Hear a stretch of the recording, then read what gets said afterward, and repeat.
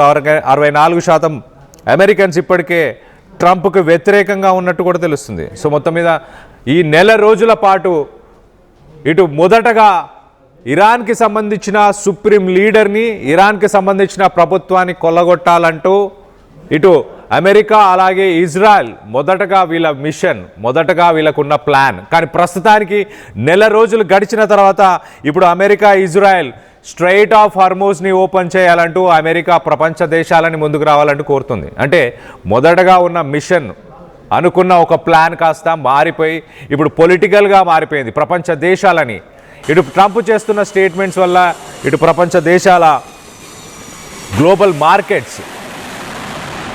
Markets ఒక్కసారిగా అతలాకుతలం అయిపోయాయి. సో ఒక రకంగా వార్ జియో పొలిటికల్ వార్గా మారిపోయింది. ఇప్పుడు ట్రంప్ తీసుకునే డెసిషన్స్, ఇరాన్ చేస్తున్న స్టేట్మెంట్స్, ట్రంప్ చేస్తున్న స్టేట్మెంట్స్, అలాగే నెతన్యాహు చేస్తున్న స్టేట్మెంట్స్ పైన ఇప్పుడు యుద్ధం ఆధారపడి ఉంది. మరోపక్కన గ్లోబల్ ఎనర్జీ సెక్టార్ని ఇటు స్ట్రైట్ ఆఫ్ హార్మోజ్ ప్రస్తుతానికి డిక్టేట్ చేస్తుంది. స్ట్రైట్ ఆఫ్ హార్మోజ్ ఓపెన్ ఉందా, ఓన్లీ ఫ్రెండ్లీ నేషన్స్కి ఓపెన్ ఉందా, లేకపోతే అసలు ఎవరికి ఓపెన్ లేదు అంటూ ఇటు ఇస్లామిక్ రెవల్యూషనరీ గార్డ్స్ వాళ్ళు చేసే స్టేట్మెంట్స్ పైన ఇటు ప్రపంచానికి సంబంధించిన స్టాక్ మార్కెట్స్ ప్రస్తుతానికి రిలే అవుతున్నాయి. యుద్ధం స్టార్ట్ అయినప్పుడు ట్రంప్ అలాగే నెతన్యాహు అక్కడున్న ప్రభుత్వాలని కూలగొడతాము, కొత్త పర్సన్ని నేనే అపాయింట్ చేస్తాను అంటూ ఇటు ట్రంప్ స్టేట్మెంట్స్ చేశాడు.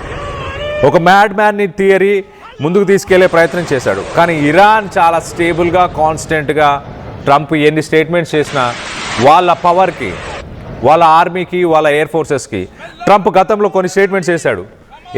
ఎయిర్ పవర్ అంతా మాదే, ఇరాన్కి సంబంధించిన ఎయిర్ ఫోర్స్ మొత్తాన్ని నాశనం చేశామంటూ చెప్పుకొచ్చాడు.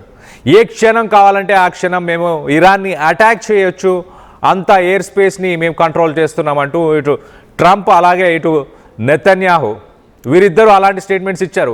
ఇటు నావల్ కూడా ఒకసారి చూస్తే ఇరాన్కి సంబంధించిన నావల్ పవర్ని కూడా మేము పూర్తిగా నాశనం చేసేసాము, ఇటు నావల్ పవర్, ఎయిర్ పవర్ రెండు మావే అంటూ ఇటు ట్రంప్ అలాగే నెతన్యాహు చెప్పారు.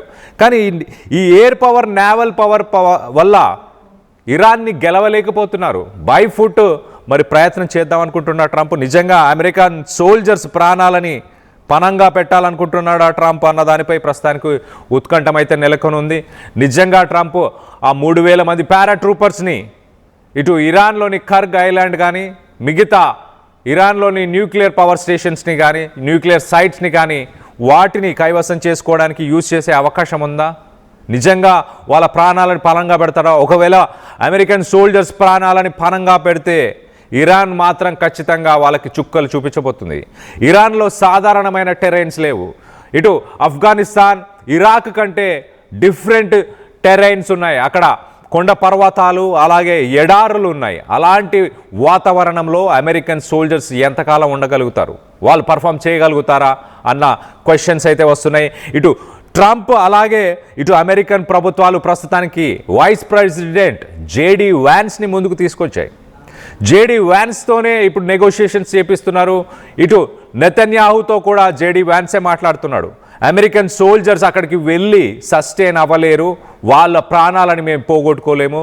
ఇటు 2001 ఆఫ్ఘనిస్తాన్ అలాగే 2003 ఇరాక్ యుద్ధాలలో మేము నష్టపోయింది చాలు, అలా మరొకసారి అమెరికా నష్టపోవాలని అనుకోవట్లేదు అంటూ ఇటు జేడీ వ్యాన్స్ కుండ బద్దలు కొట్టినట్టు చాలా క్లియర్గా నెతన్యాహుకి ఇవే మాటలు చెప్పినట్టు తెలుస్తుంది. ఒక హీటెడ్ ఆర్గ్యుమెంట్, ఒక హీటెడ్ ఫోన్ కాన్వర్జేషన్ ఇటు America vice president JD Vance అలాగే నెతన్యాహు మధ్య జరిగినట్టు తెలుస్తుంది. మరోపక్కన జేడీ వ్యాన్స్ షెడ్యూల్ ప్రకారం ఇటు ఢిల్లీకి రాబోతున్నాడు.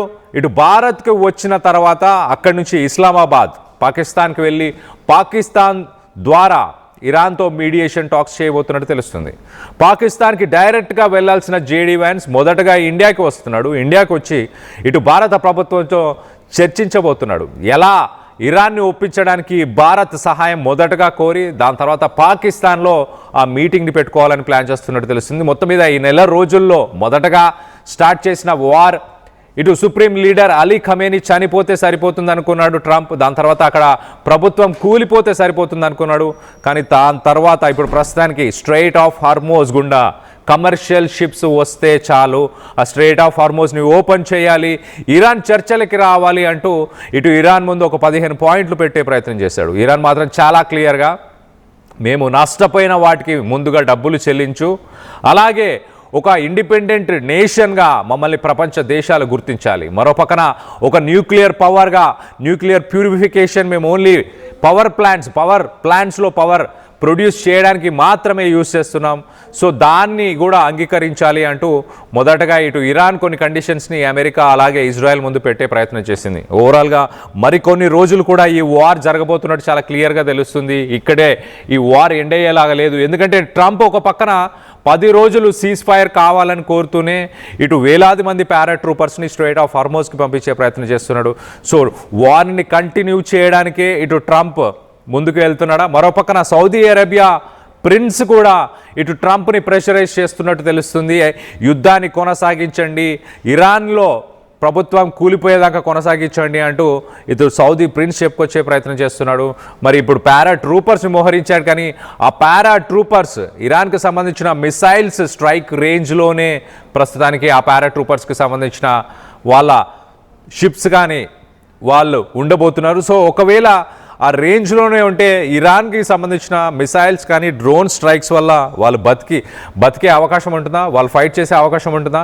ఇటు అమెరికాకి సంబంధించి దాదాపు ఒక 20 ఫైటర్ జెట్లని ఇప్పటిదాకా ఇరాన్ కూల్చివేసింది. అలాగే అమెరికాకు సంబంధించిన వార్ షిప్స్ని కూడా మనం విజువల్స్లో చూస్తున్నాం. రైట్ సైడ్ బాక్స్లో విజువల్స్లో చూడొచ్చు. అమెరికాకు సంబంధించిన వార్ షిప్స్ని కూడా ఇరాన్ తమ మిసైల్స్తో అలాగే కామకాజీ డ్రోన్స్తో అతి సునాయాసంగా వాటన్నిటిని కూడా పేల్చేస్తుంది.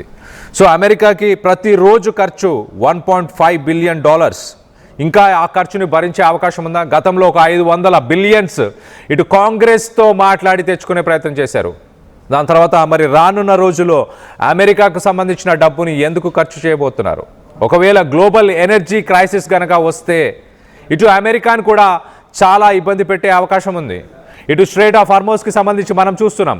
ఇరాన్ మిసైల్స్కి సంబంధించి మిసైల్ రేంజ్ ఒకసారి చూస్తే కనుక ఇటు ఇజ్రాయెల్ని డైరెక్ట్గా టార్గెట్ చేయొచ్చు, ఇటు జోర్డాన్ని డైరెక్ట్గా టార్గెట్ చేయొచ్చు, ఇటు సౌదీ అరేబియా, యమన్, ఇటు Oman, United Arab Emirates, Qatar, Bahrain, Kuwait, ఇటు ఇరాన్కి సంబంధించిన రెడ్ కలర్లో కనిపిస్తున్న ఆ ప్లేసెస్లో ఇటు ఇరాన్కి సంబంధించిన హమాస్, హెజ్బుల్లా, అలాగే యమన్లో హౌతీస్, ఇటు యాక్సియోమ్ ఆఫ్ రెసిస్టెన్స్ అని అంటారు ఇరాన్కి సంబంధించిన ఫోర్సెస్ ఇవి.